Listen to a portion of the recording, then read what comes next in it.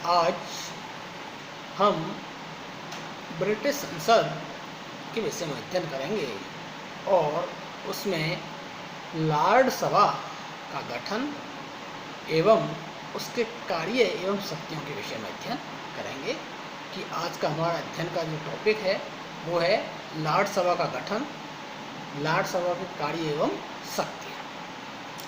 कि ब्रिटिश संसद के दो सदन हैं, लॉर्ड सभा और कॉमन सभा या लोकसभा।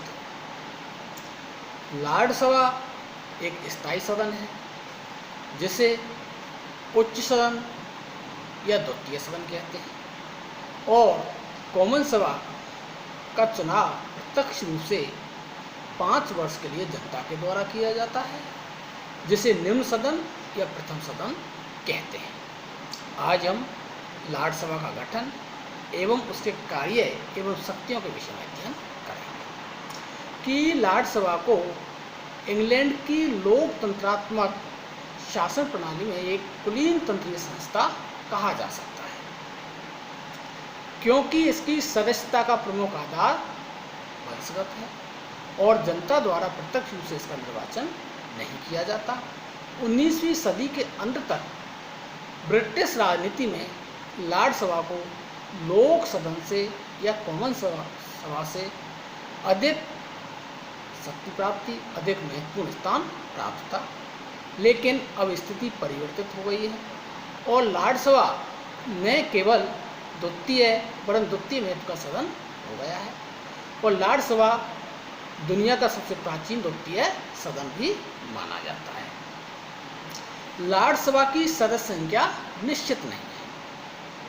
लॉर्ड सभा की सदस्य संख्या बदलती रहती है, क्योंकि इसमें सम्राट प्रधानमंत्री की सिफारिश पर जितने नवीन सदस्य आवश्यक समझे नियुक्त कर सकता है। कि लॉर्ड सभा की सदस्यों की नियुक्ति सम्राट के द्वारा की जाती है और सम्राट की नियुक्ति प्रधानमंत्री की सलाह के आधार पर करता है। और इसमें जो अवकाश प्राप्त प्रधानमंत्री, जो पूर्व के प्रधानमंत्री हैं, लोक सदन के अवकाश प्राप्त अध्यक्ष, अवकाश प्राप्त सेनापति और वायसराय, उच्च कोटि के न्यायवेत्ता और साहित्य, विज्ञान, कला के क्षेत्र में प्रसिद्धि प्राप्त व्यक्तियों को सामान्यतः प्रधानमंत्री की सिफारिश पर सम्राट द्वारा सदस्यता प्रदान की जाती है। और आगे देखें तो संवैधानिक सुधार कानून 2005 के बाद अब लॉर्ड सभा में केवल 3 प्रकार के सदस्य होते हैं, जो इस प्रकार हैं। देखें कि आध्यात्मिक लॉर्ड्स, कि आध्यात्मिक लॉर्ड्स की संख्या 26 है और यह निश्चित है। इनमें एक कैंटरबरी का आर्क बिशप, एक यॉर्क का आर्क बिशप, एक लंदन का आर्क बिशप, एक डरहम का बिशप, एक विनचेस्टर का बिशप अवश्य सम्मिलित किए जाते हैं। और शेष 21 जो सदस्य हैं वो इंग्लैंड के चर्चों के वरिष्ठ बिशप होते हैं। जब कभी उनकी मृत्यु या पद त्यागने से किसी धार्मिक लॉर्ड का स्थान रिक्त हो जाता है तो अगला जो वरिष्ठ बिशप होता है उसका स्थान ग्रहण कर लेता है। और उसमें देखें तो कुछ वंशगत या पैतृक पियर होते हैं। कि दिसंबर 1999 में पारित अधिनियम के अनुसार वंशगत पियरों की 3 श्रेणियां हैं। एक तो दलीय साथी, पियरों से निर्वाचित किए जाने वाले सदस्य, और पदाधिकारी जिन्हें संपूर्ण सदन निर्वाचित करता है और राजघराने के सदस्य के रूप में। और होते हैं अगले आजीवन पियर। कि 1958 में आजीवन पियरेज एक्ट ने सम्राट या सम्राज्ञी को प्रधानमंत्री के परामर्श पर आजीवन पियर नियुक्त करने की शक्ति प्रदान की है। कि सम्राट प्रधानमंत्री की सलाह पर आजीवन पियर नियुक्त करता है और एक्ट में आजीवन पियरों की संख्या निर्धारित नहीं की गई है। सम्राट या सम्राज्ञी सामाजिक, राजनीतिक जीवन में प्रतिष्ठित एवं अनुभवी स्त्री पुरुषों को आजीवन पियर नियुक्त कर सकता है। और देखें कि 3 प्रकार के इन लॉर्ड सदस्यों के अतिरिक्त 2005 ईस्वी तक 1/4 प्रकार के लॉर्ड्स सभा सदस्य होते थे और उन्हें लॉर्ड ऑफ अपील संविधान सुधार अधिनियम 2005 ईस्वी के द्वारा लॉर्ड ऑफ अपील की व्यवस्था को समाप्त कर दिया गया है। अब देखें तो लॉर्ड सभा की रचना में दो दृष्टि से परिवर्तन आया है कि एक तो 1958 के पूर्व लॉर्ड सभा एक पूर्णतः पुरुष प्रधान सदन था, कोई महिला लॉर्ड सभा की सदस्य नहीं हो सकती थी, लेकिन आजीवन पीयरेज अधिनियम 1958 के अंतर्गत व्यवस्था की गई कि सम्राट महिलाओं को आजीवन पीयर बनाकर लॉर्ड सभा की सदस्यता प्रदान कर सकता है। और 1958 के पूर्व तक लॉर्ड सभा के लगभग 90% सदस्य वंश परंपरागत थे तथा इन सदस्यों में अंगारवादी दल का भारी बहुमत था, लेकिन अब लगभग 12% सदस्य वंश परंपरागत हैं। से सदस्य 4 दशक में बनाए गए आजीवन पीयर हैं।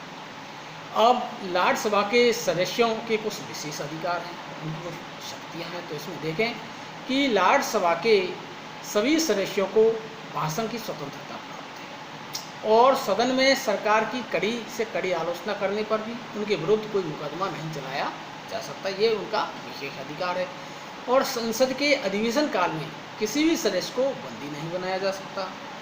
और लॉर्ड सभा के सदस्यों को यह अधिकार है कि वे सम्राट के पास व्यक्तिगत रूप से जाकर सार्वजनिक मामलों पर बातचीत कर सकते हैं।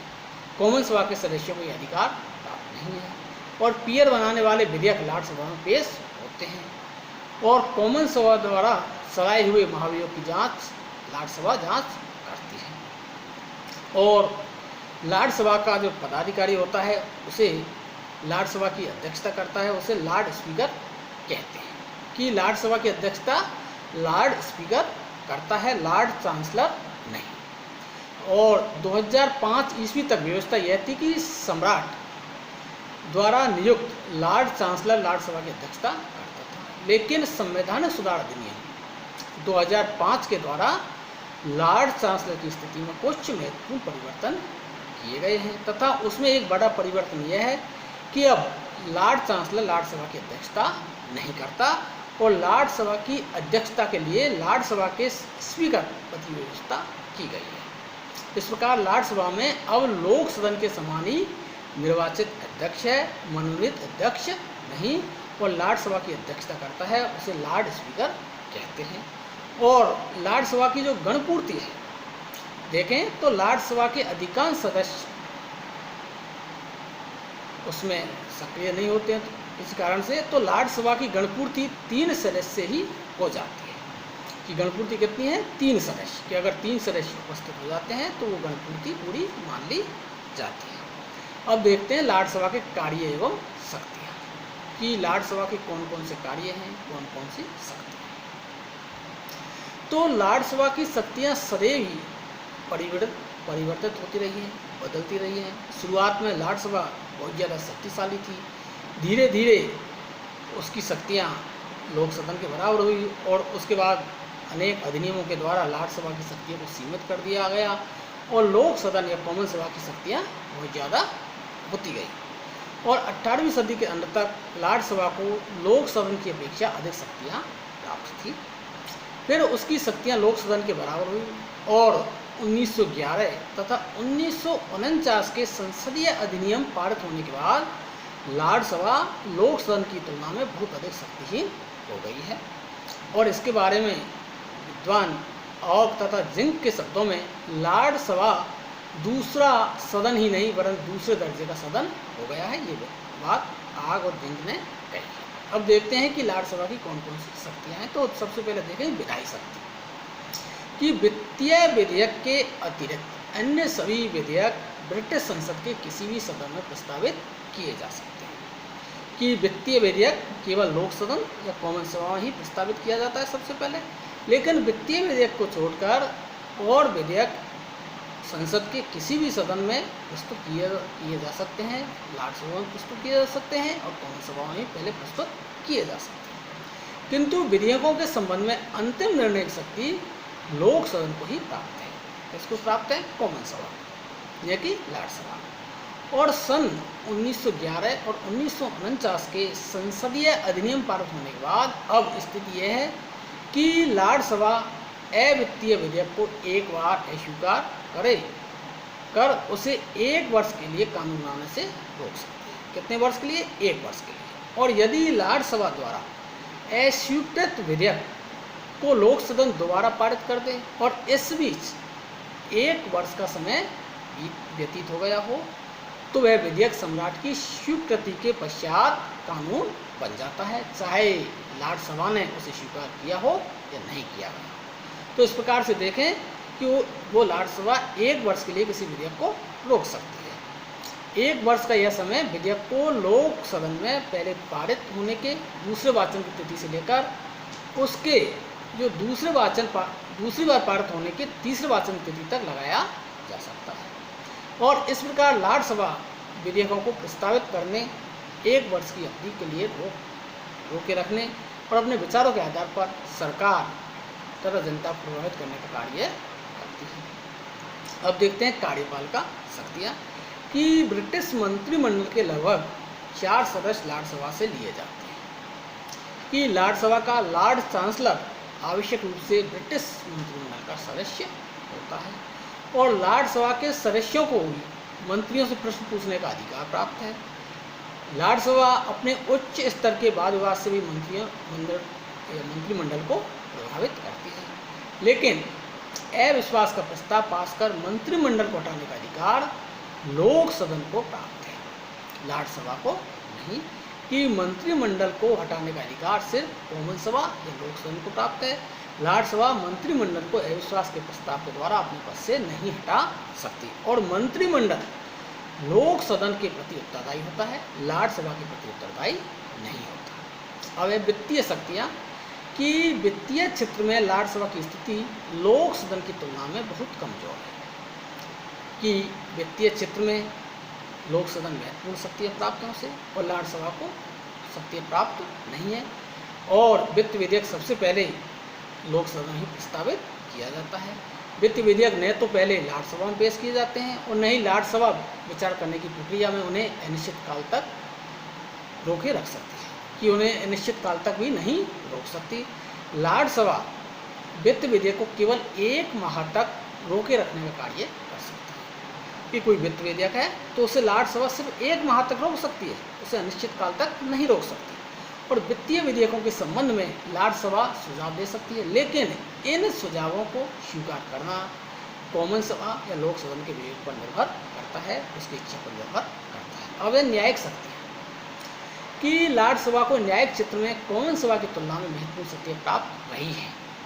अक्टूबर 2009 तक लाडसभा सर्वोच्च अपीलीय न्यायालय के रूप में कार्य करती थी और यह कार्य 9 न्यायिक लॉर्ड्स द्वारा किया जाता था, जिसकी अध्यक्षता लॉर्ड चांसलर करता था। लेकिन अब संवैधानिक सुधार अधिनियम 2005 के भाग 3 के तहत ब्रिटेन में 1 अक्टूबर 2009 से सर्वोच्च न्यायालय की स्थापना की गई है और जिसके लाडसभा द्वारा किए जाने वाले न्यायिक कार्य हस्तांतरित कर दिए गए हैं। किसको? सर्वोच्च न्यायालय को। और लाडसभा को अब तक प्राप्त समस्त न्यायिक अधिकार सर्वोच्च न्यायालय को प्राप्त हो गए हैं।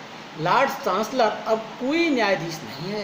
लॉर्ड चांसलर की न्यायिक मूर्ति की भूमिका समाप्त कर दी गई है क्योंकि अब ब्रिटेन के अंतर्गत एक स्वतंत्र सर्वोच्च न्यायालय की स्थापना कर दी गई है। और देखें तो परामर्श संबंधी कार्य भी है कि जब कॉमन सभा का विघटन हो जाता है, जब कॉमन सभा भंग हो जाती है और मंत्रिमंडल अपना त्यागपत्र दे देता है तो सम्राट को परामर्श की आवश्यकता पड़ सकती है। और ऐसी परिस्थितियों में सम्राट या सम्राज्ञी लाडसभा से किसी भी मामले परामर्श ले सकता है। इस प्रकार से आज हमने लाडसभा का गठन, उसके कार्य और शक्तियों के विषय में अध्ययन किया।